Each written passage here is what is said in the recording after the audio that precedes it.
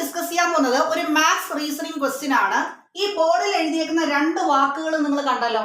ഇതിലെ ആദ്യത്തെ വാക്ക് ഉപയോഗിച്ച് ഞാൻ നിങ്ങളോട് ഒരു റീസണിങ് ക്വസ്റ്റ്യൻ ചോദിക്കുവാണ്.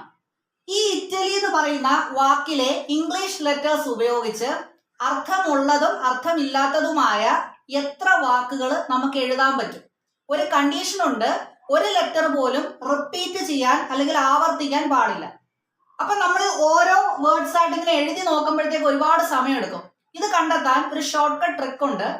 നിങ്ങൾ ആദ്യം ഇവിടെ എത്ര ലെറ്റേഴ്സ് ഉണ്ടെന്ന് കൗണ്ട് ചെയ്ത് നോക്കുക. അപ്പോ 1, 2, 3, 4, 5 5 ലെറ്റേഴ്സ് ഉണ്ട്. അപ്പോൾ 5 ലെറ്റേഴ്സ് വന്നതുകൊണ്ട് നിങ്ങൾ 5 ഫാക്ടോറിയൽ കണ്ടെത്തുക.